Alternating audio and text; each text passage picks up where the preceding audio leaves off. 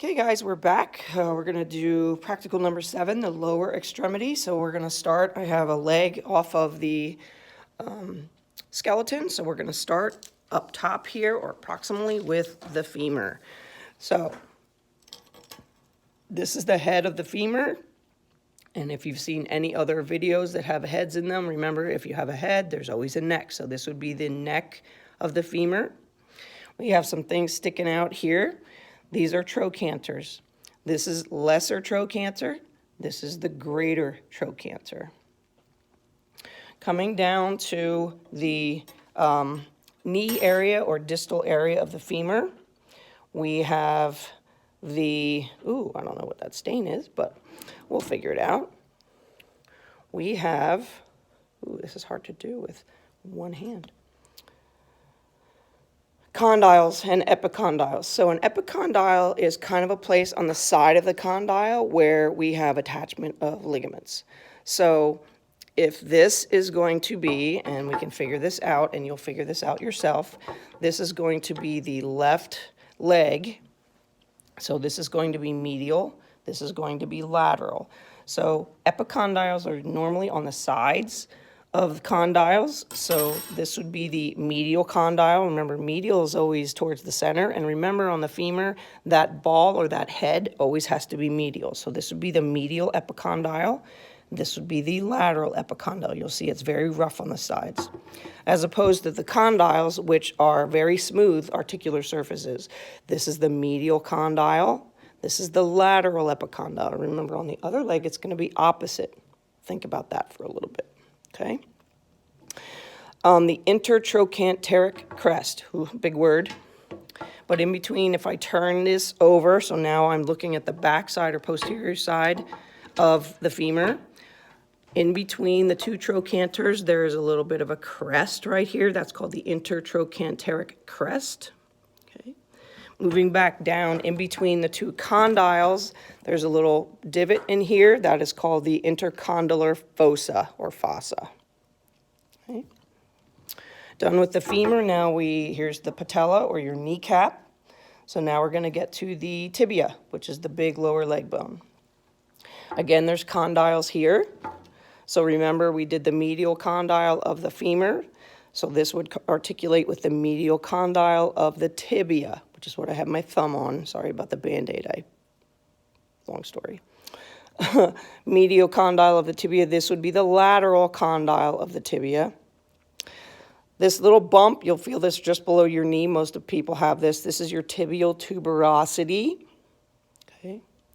The tibial crest is just the lining along up here. This is the crest, the top of the tibia, all along the top. Okay.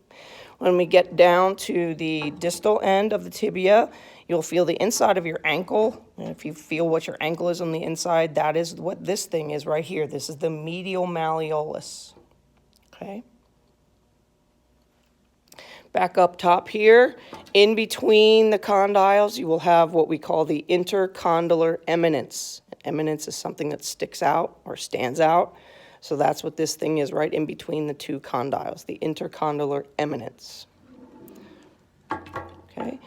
This bone over here is the fibula, very simple. We have two parts of the fibula you need to know. It's very simple. This is the head of the fibula. Down here, the lateral part, what you feel on the outside of your ankle, that would be the lateral malleolus. Okay.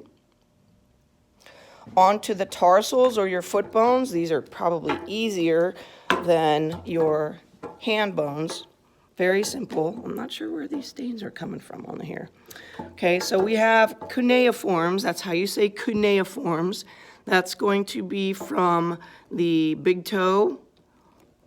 There's 3 of them. 1, 2, 3. Those are your cuneiforms. When you get that card, that's all you have to point to right here is your cuneiforms. This is your navicular bone right here. Okay. The talus bone is the bone that your tibia will sit on top of to connect or articulate. Okay. Your calcaneus is your heel bone. That big bone right here makes up your heel and the back of your foot. And then the last one is cuboid. This is actually cube-shaped. This is going to be lateral. So this is going to be near your 4th and 5th metatarsals or toes. Okay? Speaking of metatarsals, you have these, so you'll pick the card, it'll say metatarsals, and no tarsals or feet. So metatarsals are going to be your bones that make up the arch of your foot right here. 1, 2, 3, 4, 5. And then, of course, you have your foot phalanges. On your sheet, you'll see you have distal, middle, and proximal.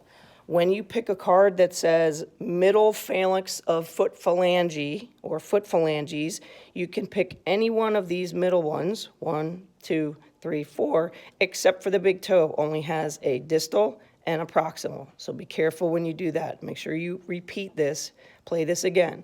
This is distal, this is proximal, but every other toe, 2, 3, 4, and 5, has a distal, middle, and proximal phalanx. Okay, remember phalanx is singular for phalanges. Okay, and that's it for the lower extremity, the leg. This is practical number 7 for you guys.